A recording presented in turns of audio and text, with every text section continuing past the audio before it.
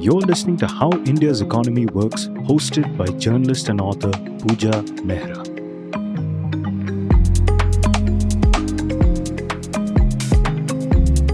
Hello, I'm Puja Mehra. We are starting 2025 with a very special guest, Dr. Bazil Shaikh, who has had a long career in the Reserve Bank of India. He led the team that conceived, researched, and curated the Reserve Bank Monetary Museum at Mumbai, and has also worked on trade, exchange rate, and reserve management. He has written histories of currency and banknotes in India, and as an RBI historian, he's naturally deeply interested in the future of money as well, especially at this point when the Reserve Bank of India has introduced pilots on a digital rupee.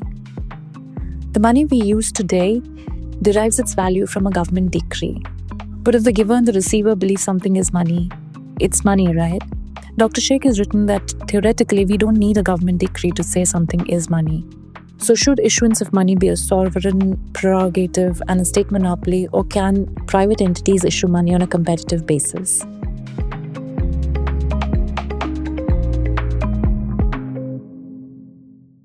Dr. Shaikh, thank you for coming on the show.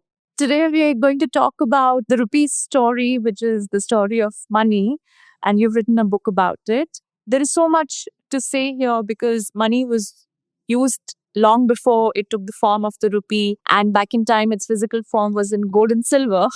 But anything can be money because as long as the giver and the receiver agree that what is being exchanged is money, then it is money, which is why we are increasingly seeing now that money is going from the physical form to the digital form. And we are seeing that even private players have begun to issue instruments which is as good as money, which is being called cryptocurrencies. And if enough people begin to believe, as you have written, that Bitcoin is money, then it can be used as a means of money. But does that mean that it should be so?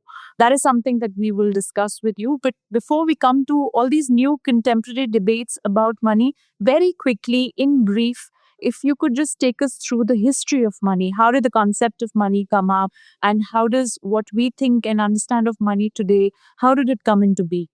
Two facets to your question. One is, the idea of money, its essence. And the second is the form that money has assumed over the years and its evolution and its medium.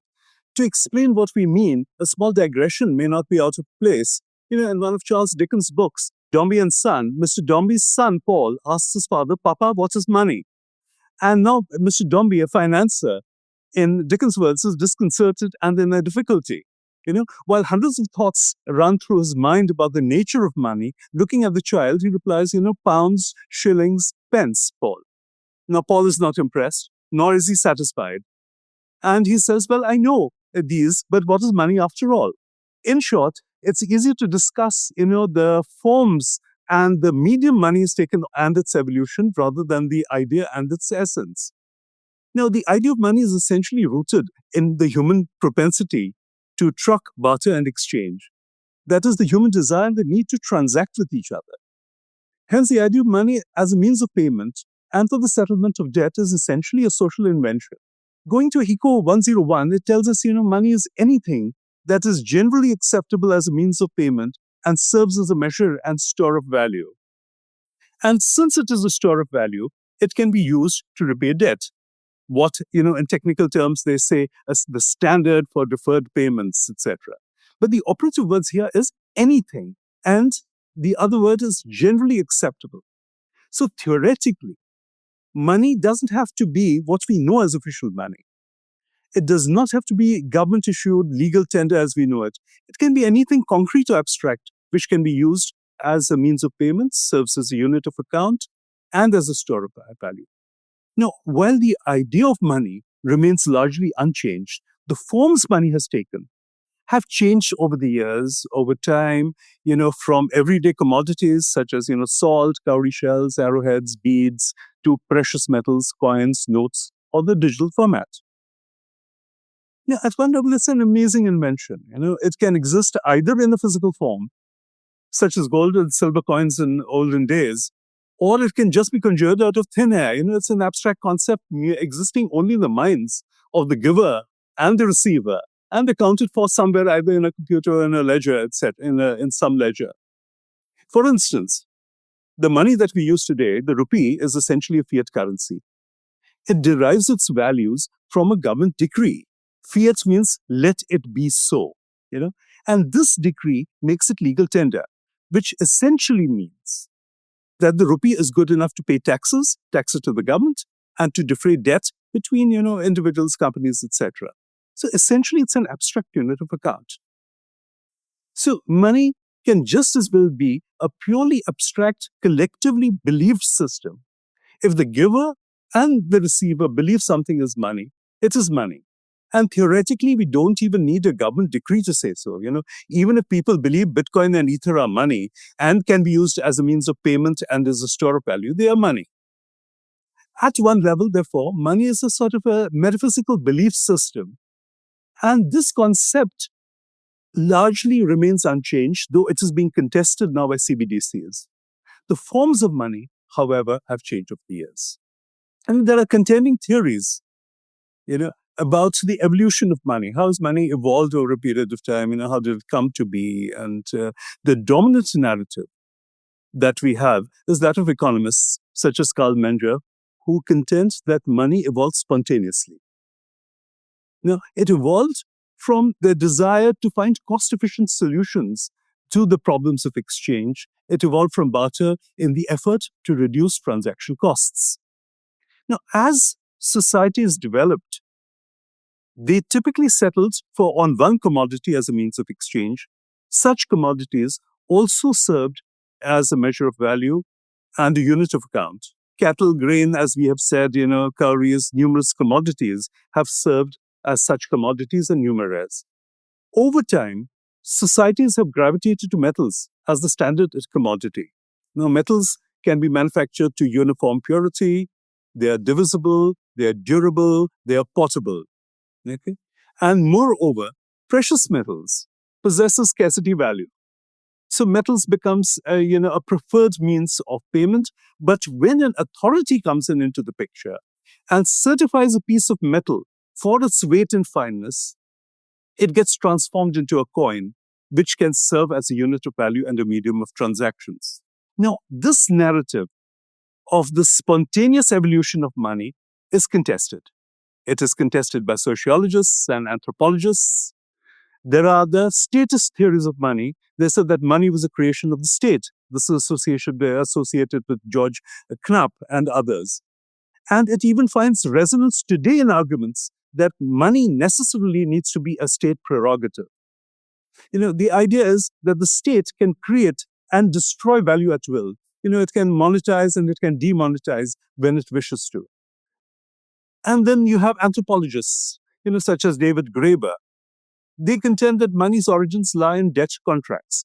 Now, each, money is essentially debt, it is credit, and each of these theories has its merits, but which we don't go into. But suffice it to say that over time, metals such as silver, copper, and gold have become preferred mediums of exchange as they were uniform, divisible, durable, and portable. When did we start seeing coins first in India? And the rupee, when did we start using the rupee first?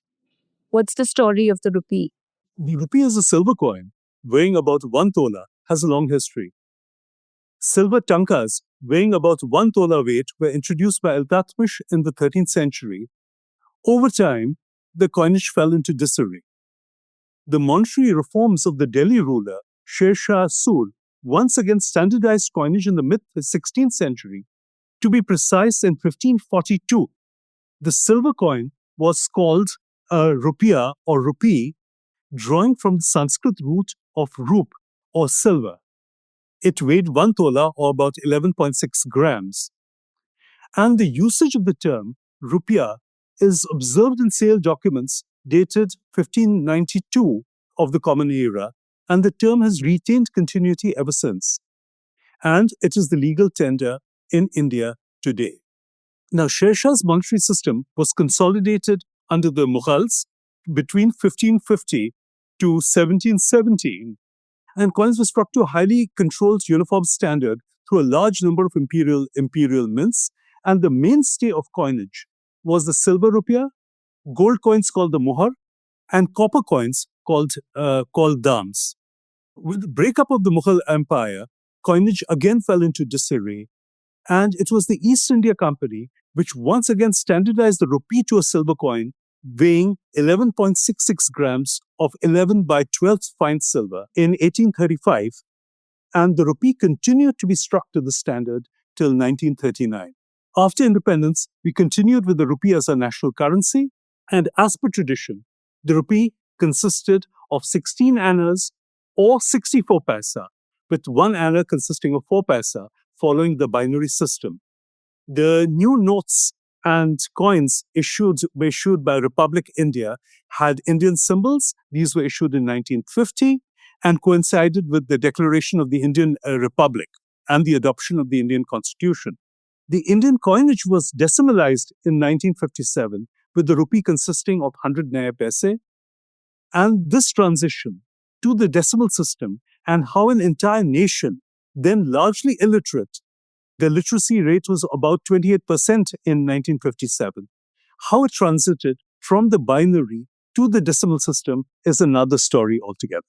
Dr. Sheikh, at which stage did sovereignty enter the picture, and why and how was this happening? The issuance of money constitutes a source of power and, more importantly, of profit. And the history of money, in many ways, is the story of private innovations and state appropriation. You see, you had merchant guilds may have invented coins, but they were soon appropriated by the state.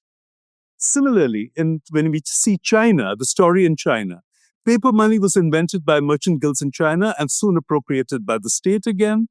Then we had the free banking era, in which banks were free to issue banknotes, which circulated as money. Now, these came to an end as governments and central banks appropriated to themselves the power to issue currency and banknotes.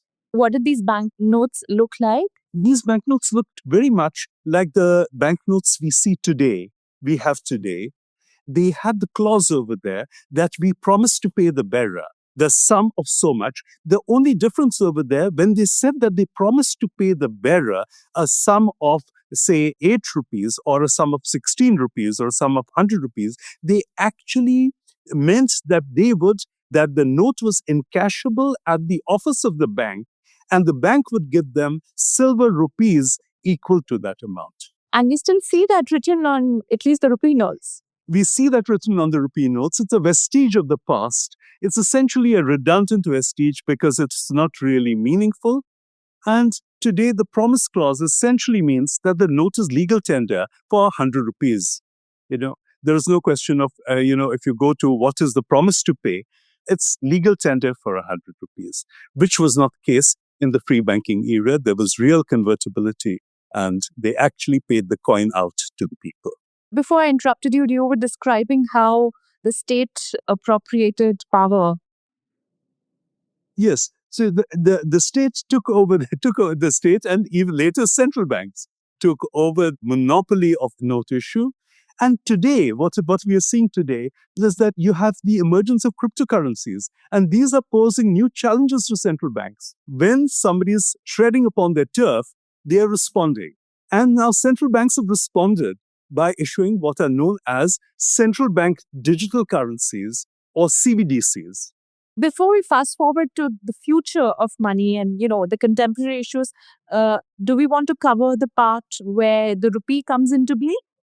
The sovereignty and the rupee comes into being? So what's the story of, the sovereignty and... The story of sovereignty is that, going back long years ago, the coins, were amongst the earliest mass-produced objects known to human civilization. And being as a means of payment, this circulated widely amongst the public, moving hand to hand throughout the country. So, therefore, it is no surprise that it serves as an ideal media for mass communication. Coins mediated no other object between the rulers and the subject. They have a semiotic, symbolic sort of reach, and were perhaps the only image of political authority which people could actually see in the olden days. They could see it, they could touch it, they could feel it, and that constituted, in some ways, a source of power. And governments and authorities were very quick to realize this. Because this is the era before the era of television and radio and broadcasting. So it's the way of communication between the state and the subjects, as you're saying. The state and the subject. Because what else do you have? You would have a few rebels, you would have a few soldiers that implied coercion. The transactional, the banal nationalism, which was there, was through the means of coins. And coins also established the suzerainty of rulers. For instance, when the Satvahan ruler, Gautamiputra, we had in the 2nd century of the Common Era, you had the Satvahana ruler in central India, Gautamiputra. He defeated the Western Kshatrap king Nahapana. Now, the first act they did after defeating Nahapana was to take the silver coins and overstamp the silver coins with the Satvahan symbol. Now, this was a visible assertion of the victory and suzerainty, and it circulated hand to hand across the realm. That's how the coinage and sovereignty were in some ways intrinsically interlinked. And you have the Guptas in the 4th to 6th century of the Common Era who recognized the power of communications and propaganda of coins like few others. For a monetary vehicle to double up as instruments of communication. And they depicted the king as lion slayer, they depicted the king as a rhinoceros slayer, they depicted the king as a horseman, an archer, a musician. And these coins, even almost more than 1,000 years, 1,500 years later, still exercise that power today. And when we talk of the glory of the past, we talk about Gupta coins and the king over there and the art of the coins. So over time, coins became a potent symbol to exercise and legitimize power. And indeed, one of the first acts of a ruler was to strike coins in his or her name. And many rulers are known only by the evidence of the coins that they have issued. Nobody has heard of them before. And not only rulers, even your entire history of the Indo-Greeks was reconstructed largely on the basis of numismatic evidence, that these people actually existed. Now, in more recent times, coins have become an integral part of nation building.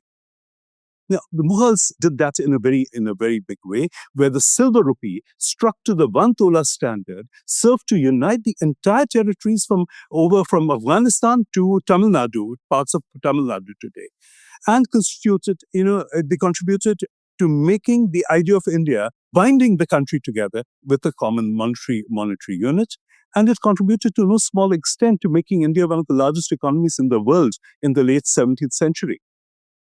And the British used this in a big way. And in the post-independence period, we changed motives of the coins and, from imperial domination to one which linked with the people, with ideas of progress, with people and progress being at the center of the motives that were put on these coins and notes. Farmers, and we see those things. But what you're saying is very interesting. What you're saying is that money, whether it takes physical form of rupees or coins, paper money or coins, we're used to thinking of it only in terms of the economic value, but it also serves very important political purposes.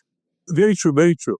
As a matter of fact, they almost the term that is used is reify the country. That means, you make visible an interpretive symbol which everybody can relate to. And that's why the motives that appear on notes and coins, are much debated. Just like you're saying, we saw this in history, we're also now seeing it going forward, and we will see this in the future because we see things like when governments talk about internationalizing their currencies. For instance, India talks about internationalizing the rupee when countries say that they want to challenge the dominance of the dollar as a currency. Again, there is some amount of politics that comes there. Because money constitutes a source of power, and even the ability to issue money and the seigniorage that money can draw is a source of power. When we talk of the internationalization of the rupee, it's interesting to note that the Indian rupee served as a trade currency for many, many years, especially after the Mughals and during British India. It served as legal tender across the Middle East. As a matter of fact, you had the Gulf states, including Kuwait, used the rupee as legal tender. It was also used as a currency in East Africa. And when the Germans had conquered East Africa, they thought of introducing the Maria Theresa thaler as the coin. However, the popular vote was for the continuation of the rupee. And we have, the rupee issued by the German states of Tanganyika and East Africa in the early 20th century, not only coins but also notes denominated in the rupee and that time the rupee would be 1 tola of fine silver, 11 by 12 fine. And it had a reach even right from East Africa through the Middle East down to as far as Indonesia. The Indonesian rupiah is essentially in some form a resonance of the rupee which was in circulation in those areas before the countries came up with their own currencies. In the Gulf, right down almost up to 1970s, the rupee was deemed to be a legal tender, and indeed we had issued special rupees only for circulation in the Gulf, and as and how they issued their own currencies, the rupee was gradually withdrawn. So now we were trying to sort of move from an international role more to a domestic role given the circumstances of the Indian economy.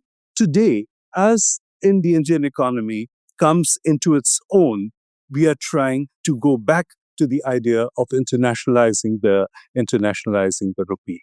You've written that in the first demonetization of high denomination rupee notes that was announced in the year 1946, notes were received in Reserve Bank for redemption from Europe, Iraq, Egypt, and one of the largest consignment of demonetized rupee notes came from China. This spread and popularity of the rupee and its use across these diverse countries, was this because of the imperial government? Did they find it easier to use the rupee over this vast geographical area? Is that how the rupee was used in these other countries? They came to be using the rupee for two reasons. One was that the rupee served as the credibility of the rupee made it into a trade currency in which people across countries preferred to use the rupee because they were sure of the silver content of the rupee as against any other currency. So that is what gave the rupee its intrinsic strength.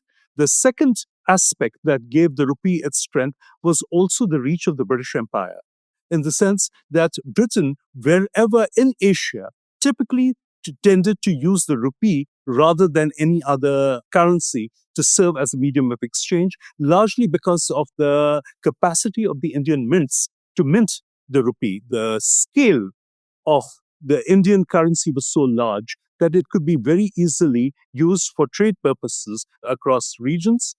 And the rupee came to acquire the status of an international currency. In those days, there were no capital restrictions, and indeed, Bombay was one of the largest markets of silver in the world.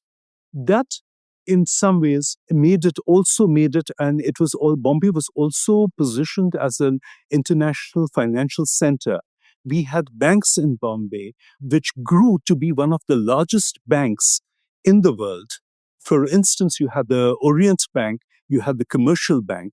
We had also things like the Bank of Agra. It is very surprising to note that the Bank of Agra was actively financing railroads in Australia and was deemed to be one of the large banks that existed in the world. The Orient Bank was deemed to be, almost east of Suez. It was as good as the Bank of England, one of the largest banks that existed, and they had the origin in Bombay. So Bombay was a financial center, and a part of the reason for Bombay being a financial center also was the strength of the rupee in many ways. So that those are two reinforcing. They reinforce each other.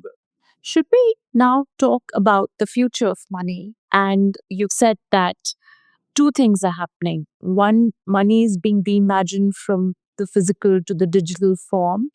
And two, there are challenges to the state monopoly of issuance of money. So how do you see these new trends play out? And what do you think about these two new trends? There are two aspects to it. One was, we have seen the forms of money have changed from the physical. Those were the real. Two, banknotes, which actually were convertible. Those were symbolic. And two, fiat money, banknotes, which were not convertible. which were essentially imaginary, but still rooted in paper. So money has seen a transition from the concrete to the abstract, from the physical coin, from the physical metal, to notes which represented their underlying commodity, to notes which imply just a mere abstract idea of a note which assumes its value because the government says that a rupee is a rupee, because the government says it is a rupee. We have transited from the real through the symbolic to the imaginary. Today, what is happening is that you are having a transition of the medium. The medium of paper is being converted into a medium, into the digital medium. At one level, there are two ways of looking at it. At one level, it's just mere transition of form from the physical to the digital. What happens the moment we move digitally, the digital era it throws open certain possibilities. It allows for money to be programmed. It allows for various experimentations in money, which bring about change, not just in physical form, but it is also a substantive change. Now, one was the digitalization of the legal tender in India. That means you have money, bank money, which is there in a digital format, and you transact digitally with the legal tender. That is a natural transition along the continuum. However, there have also been disruptions. Now, the disruptions come from a totally different point of view. Disruptions come from people who recognize the fact that money can be an abstract unit of account. If money can be an abstract unit of account, anybody can issue money. And we had in the 1980s and the late 70s, 80s, and 90s what was known as the cyberpunk movement. And the cyberpunk movement sort of metamorphosed into the cypherpunk movement, which essentially had a distrust for large corporations, banks, and governments. And the quest was for individual autonomy.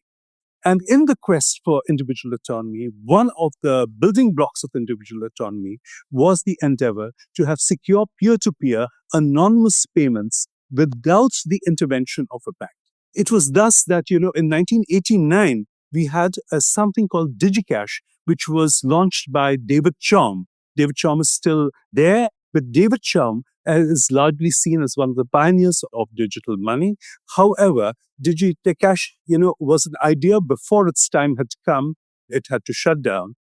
And, we fast forward to 2009, wherein there was the emergence of what was known as cryptocurrencies, which were designed as digital tokens which could be used for peer-to-peer payments. What was interesting is that these cryptocurrencies are issued by private entities. They are not denominated in the national currency. Most of them are not based on any underlying asset, and they possess no intrinsic value. And virtually none of them are backed by any sovereign or any other authority. Now, the question that comes to mind is, where do these derive their value from? As we have already discussed, they are anchored in the idea that money can be an abstract unit of account, and they basically derive their value from a supply-demand dynamics, or what is known as algorithmic scarcity built into their design. In other words, their value is based on the expectation that the numbers will be limited. The issuance will be scarce because they will follow pre-announced mathematical rules secured by encryptions. Hence, cryptos seek to replace the confidence provided by the institutional arrangement of a central bank and state backing with confidence in mathematical rules, cryptographic security, and a decentralized self-governance system based on the blockchain and the decentralized ledger, etc.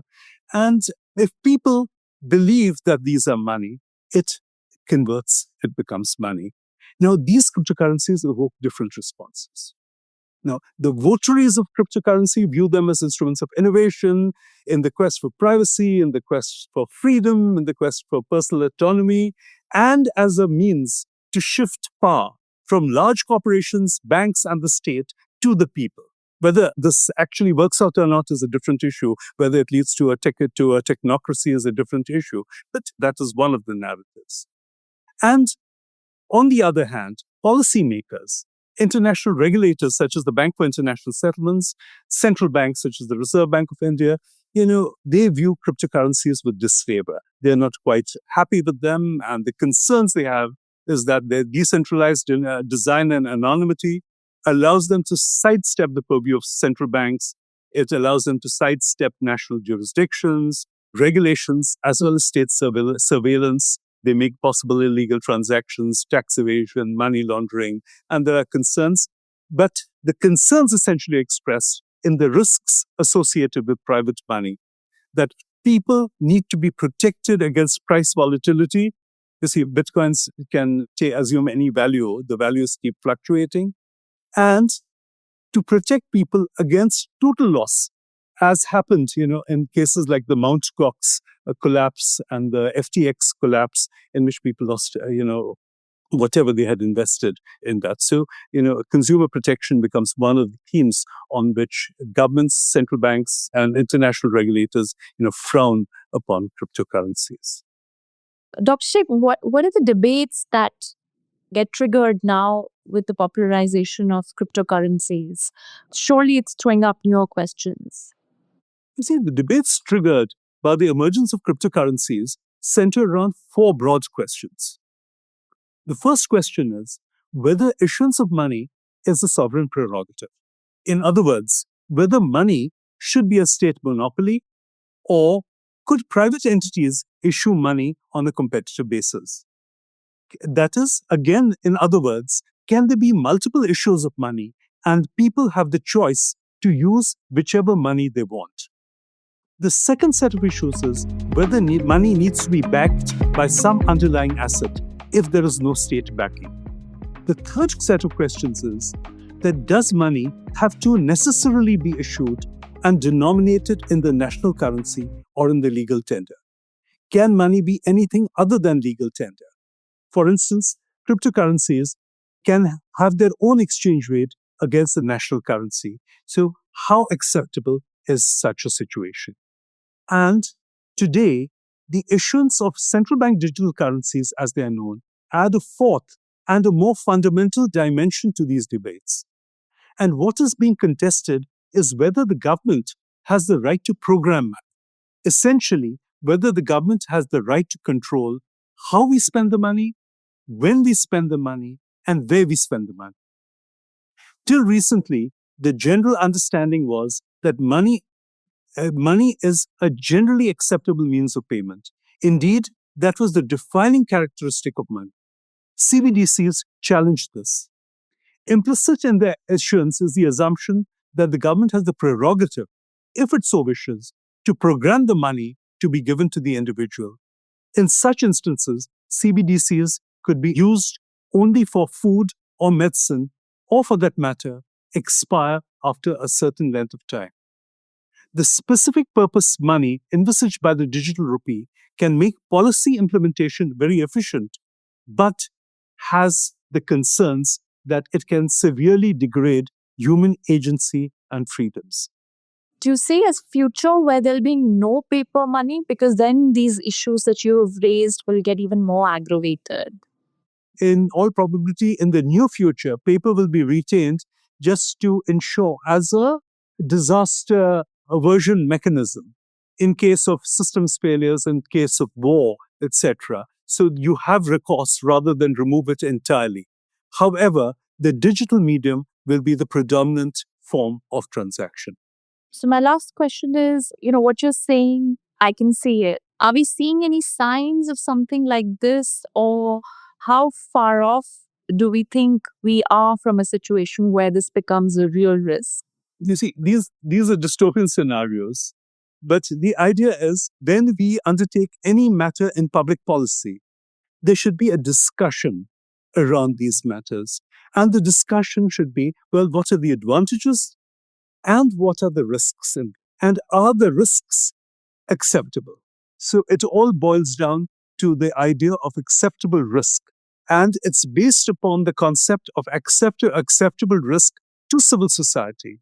that conversations on public policy should move. But is it too late now? Are CBDCs close to reality and the way forward? And sort of, is this inevitable? CBDCs have already been launched. It's launched in China, it's been launched in India, it's launched in multiple countries, multiple number of countries. However, you see, the word inevitable is a word which we should use with caution. There's always hope that we live in a dynamic world. Many countries' central banks are rethinking the purpose of the design of CBDCs and its implications for human agency and for human privacy. And perhaps in those conversations and in those deliberations, we have the possibility of designing a less riskier world, and a world which sort of enhances our freedoms and gives us more agency. No, I see your point, but when we say design, are we talking about legal design or technical design? Both technical as well as legal. Legal can be amended. Technical designs also, how do you protect privacies? You have software which can sort of, and to what extent, how is that built into the designs? These are issues which the central banks are looking into and actively debating. Conversations around these are not as many as we need to see. Thank you. Thank you so much. Okay. Thank you so much.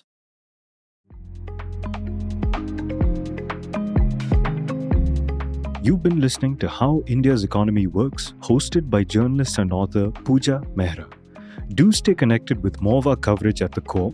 You can check out our website or sign up to our newsletter at www.thecore.in. That is www.thecore.in. Do also track us on LinkedIn, where we usually post synopses or extracts of our top stories and interviews.